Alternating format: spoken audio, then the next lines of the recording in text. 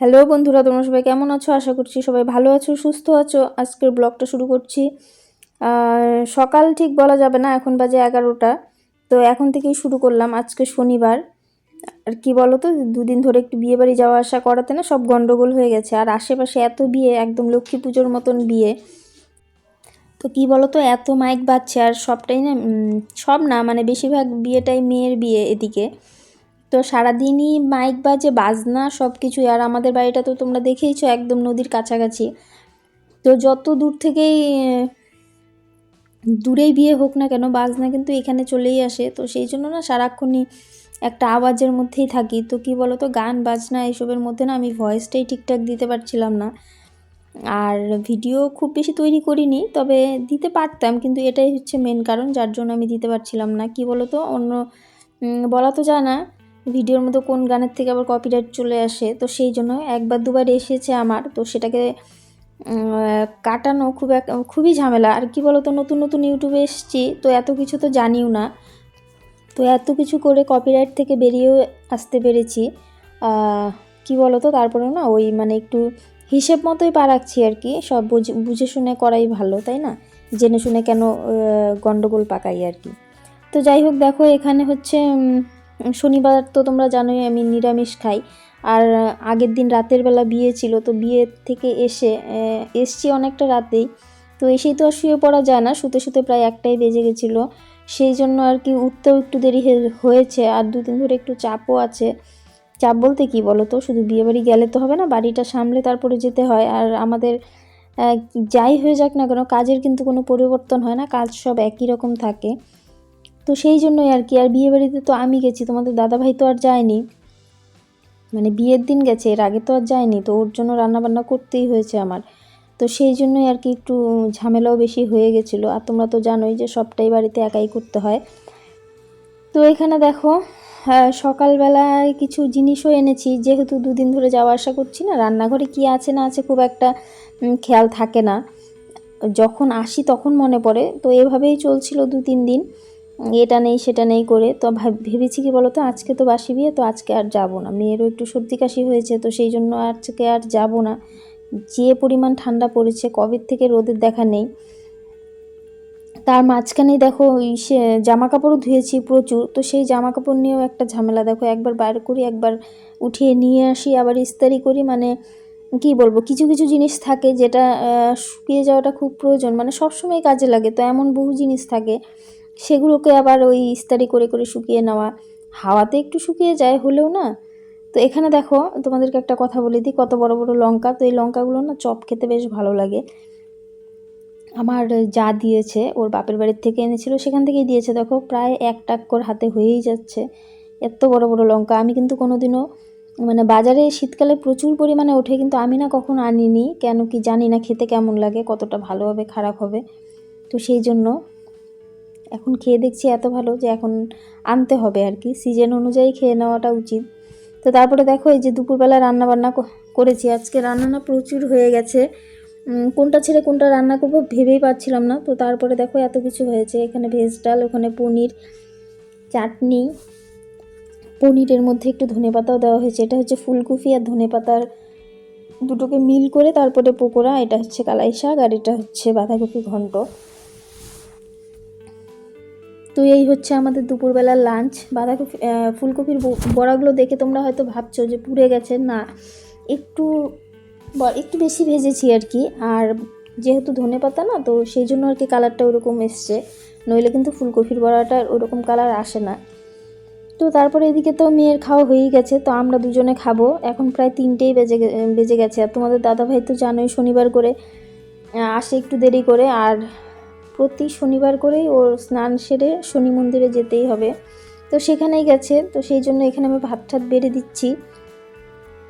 ওর ওসব করতে খুব একটা যে সময় লাগে তা না, মানে যাবে, একটু মোমবাতি ধরাবে, আরও কি কি করে। যাই হোক, সব সময় তো আমি যাই না, সব কিছু জানিও না। আর ওখানে একটা শিব মন্দির আছে, তো দুখানেই দেয় আর কি। সাথে বাড়িতেও দিবে, বাড়িতেও ধুনো ঠুনো দেয় প্রচুর পরিমাণে। তো ওর মোটামুটি ওখানে 10 থেকে 15 মিনিট সময় চলেই যায়। তো সেই সময় আমি আর কি ভাজাগুলো করে ফেলেছি সব গরম গরম। বড়াটা না গরম গরম ছাড়া ভালো লাগে না খেতে। তো তারপরে দেখো সব বাটিতে বাটিতে বেড়ে দিচ্ছি। এই চলেও এসছে। তো এখন আমরা দুজনে খেয়ে নিব। মা তো চলেই গেছে বিয়ে বাড়িতে, মা একটু সকাল সকালই বেরিয়েছে। তো ভাবলাম যে আজকে আমরা আর যাব না।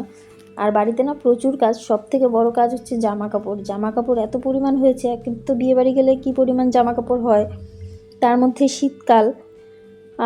কি বলো তো, বাড়ির বিয়ে হলে সেভাবে হয়, এটা তো ভবনে, তো ভবনে হলে কি রাস্তাটা যে পরিমাণ রাস্তা আর কি আমাদের মানে অনেকটাই, শীতকালে ওটাই অনেক। আর বাঁধের পাশ দিয়ে যাওয়া, তার মধ্যে বাজারের উপর দিয়ে যাওয়া, তো প্রচণ্ড ঠান্ডা, সোয়েটার চাদর মোজা সব কিছুই নিতে হচ্ছে। আবার ভবনে যখন ঢুকেছিলাম না, সেখানে প্রচুর গরম, এত লোকজন ছিল না, সেখানে গরম লেগে গেছিলো, সেখানে আবার ফ্যান চালাতে হয়েছে। আবার আস্তে আস্তে ঠান্ডা লেগে গেছে, তো এই জন্য না মেয়েরও সর্দি কাশি একটু হয়েছে। তো সেই জন্য ভাবলাম যে না, আজকে আর যাব না, আজকের দিনটা বাদই থাক।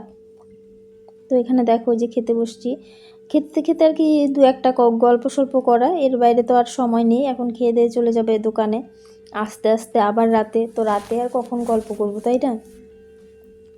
রাতে এটা সেটা করতে করতে আরও একটু দেরি হয় আসতে, তার মধ্যে আবার মেয়ে থাকে, তো মেয়েরও ঘুমানোর সময় হয়ে যায়, মানে সব কিছু করতে করতে তখন আর কথা বলাই হয় না, এই আর কি। তো আজকের ভিডিওটা এখানে, এরপরে তোমাদেরকে দেখাবো যে আগের দিনের ভিডিওটা, মানে আগের দিন রাতে যে বিয়েবাড়ি গেছিলাম, তো সেই বিয়েবাড়ির কিছু ক্লিপ আমি শ্যুট করেছি ভিডিও, তো সেটাই তোমাদেরকে দেখাবো। তেমন কিছুই না, আর কি বলো তো, সেখানে আমাদেরকে খুব একটা দেখতে পারবে না, কেন কি আমার তো কোনো ক্যামেরাম্যান নেই। আর তোমাদের দাদাভাইকে না বলে বলে আর পারি না, ও কখনো মোবাইলে ধরবে না, ও ছবির সামনে আসবেও না। তো ওকে তো দেখতে পাবেই না, আর ও গিয়েই কোথায় হারিয়ে গেছে, মানে সব চেনা জানা লোক ছিল না, তো সেই জন্যই আর কি সবার সঙ্গে দেখা কথা এসব করতে করতে আর কি সময় চলে গেছে। আর খুব একটা সময় যে ছিলাম তাও না, আমাদের যেতেও একটু দেরি হয়েছে, প্রায় 9:30টাই বেজে গেছিলো। কি বলো তো, পরের দিন তো শনিবার, তো সেই জন্য আর কি টুকিটাকি কিছু কাজকর্ম তো থাকেই, সেসব করে সব গুটিয়ে টুটিয়ে রেখে তারপরে গেছি, কেন কি জানি যে ওখান থেকে এসে কিছুই করতে ইচ্ছে করবে না, সেই জন্য আর কি। তো বিয়েবাড়িতে মানে যে পরিমাণ গরম ছিল, তার থেকে দ্বিগুণ ঠান্ডা বাইরে ছিল। তো সেখানে মোটামুটি হয় না, একটা সময় তো প্রচুর লোকজনের ভিড় পড়েই যায়, তো মোটামুটি সেটা টাইম কি 10টা, 9:30 থেকে 10টার মধ্যে প্রচুর ভিড় থাকে, সবার একই টাইম খাবার। তো সেই সময়টা এত লোকজন হয়েছিল না, সেখানে আর মানে টেকাই যাচ্ছিল না, এরকম পরিস্থিতি ছিল। তো ঠিক আছে, এবার চলো বিয়েবাড়ি, তাহলে বিয়েবাড়ির একটু কয়েক ঝলক দেখে নাও। বিয়েবাড়ির কেমন সাজগোজ ছিল, সাজগোজ প্রচুর ছিল, কিন্তু তোমরা তো জানোই আমি খুব একটা সাজি না, আজ পর্যন্ত এমন কোনো ভিডিও দিতে পারিনি যেখানে আমি ফুলফিল সেজেছিলাম। তো আমি নর্মালি যেরকমই থাকি তেমনই থাকি, সিম্পল একদম। এখানে দেখো বর বউ, মানে ওদের বিয়ে প্রায় শেষের দিকে, শেষই প্রায়, আমরা গিয়ে কিছুক্ষণ দেখেছি, 10 থেকে 15 মিনিট টাইম আমরা পেয়েছিলাম। তো বিয়ের লগ্নটা একদম সন্ধেবেলা ছিল, তো সেই জন্য আর কি।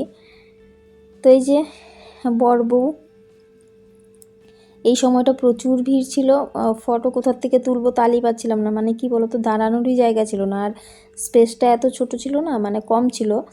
মণ্ডপটা একদম ঢোকার মুখেই করেছে, তো সেই জন্য একদম মানে ঢুকেই, তো সেই জন্য কি বলতো, মানে ঢুকেই তো যেই ঢুকছে বিয়ে দেখতে, দেখবে তো সবাই, তার মাঝখানে অনেকে না সোজা চলে যাচ্ছে খাবার দিকে, তো সেখানে যেতে গেলেও না কেউ খেয়ে বেরোচ্ছ, কেউ ঢুকছে, তো সেই সময়টা একই রাস্তা না, প্রচুর ভিড় ছিল। তো এখানে দেখো কিছু স্টলও দিয়েছে, আমার মেয়ে ওখানে বসে মোমো খাচ্ছিল, এখানে মোমো ছিল, পান ছিল, তারপরে ওইদিকে ভাড়ের চা ছিল, পকোড়া ছিল, তো পকোড়াটা শেষ হয়ে গেছে, শুধু গিয়ে মোমোটাই পেয়েছি, আর চাটা খাইনি, কেন কি তখন যদি চা খাই তাহলে আর খেতে পারবো না। তো আমাদের এই যে সাজগোজ দেখো, ভেবেছিলাম একটা ভালো করে ছবি তুলবো, কিন্তু কি বলো তো, সেখানে এমন কাউকে পাইনি যাকে বলবো একটা ছবি তুলে দিতে, আর তোমাদের দাদাভাইকে বলাটা তো একদমই বেকার, বলে শুধু মুখ নষ্ট করা, তো সেটা আমি আর করতে চাই না, এই আর কি। তো তারপরে দেখো উঠে গেছিলাম দোতলায়, কেন কি ওখান থেকে না ভালো করে ভিডিও করতেই পারছিলাম না, মানে কোনো কিছুই সম্ভব হচ্ছিল না আমার, মানে যেভাবে দাঁড়িয়েছে তারা সেখান থেকে নড়ছিলই না। আর দেখো এই যে এটাই ঢোকার পথ, এইটুকুই, তার মাঝখানেও দাঁড়িয়ে আছে, তো এইভাবেই ঢুকতে হচ্ছে, তো সেই জন্য ভাবলাম যে দোতলায় উঠে যাই। দোতলায় উঠে মোটামুটি পেরেছি করতে। তো এখান থেকে তোমরা দেখতেই পারবে, পুরোটাই দেখাবো তোমাদেরকে। ভিডিওটা কেমন লাগলো, ভালো লেগে থাকলে অবশ্যই লাইক কমেন্ট শেয়ার করো, আর চ্যানেলে নতুন হয়ে থাকলে চ্যানেলটাকে সাবস্ক্রাইব করে পাশে থাকা বেল আইকনটিতে ক্লিক করে নোটিফিকেশনটা অন করে রেখো। তো বন্ধুরা, ভিডিওটা আজকের মতো এখানেই শেষ করব, দেখা হচ্ছে পরের ভিডিওতে। ততক্ষণের জন্য তোমরা সবাই ভালো থেকো, সুস্থ থেকো, এভাবেই আমার পাশে থেকো, আমাকে সাপোর্ট করো, এভাবেই সাপোর্ট করো। আর আমি খুব দুঃখিত যে পরপর 2 দিন আমার বাদ গেল, মানে গ্যাপ গেল। এমন অনেক অডিয়েন্সই আছে আমার, যারা আমার ভিডিওর জন্য কিছুটা হলেও অপেক্ষা করে, কেন কি যেরকম ভিউজ দেখি তাতে আমার মনে হয় যে তারাও আমার ভিডিওর অপেক্ষা করে থাকে। তো ঠিক আছে, চেষ্টা করব এরকম যেন আর না হয়। তো ঠিক আছে, এই যে পুরো ভবনটাই তোমাদের দেখিয়ে দিলাম, পুরোটা এভাবে সাজিয়েছে সেটাও দেখালাম। প্রচুর লোকজন, উপর থেকে না অতটা বোঝা যাচ্ছে না। তো ঠিক আছে বন্ধুরা, টাটা।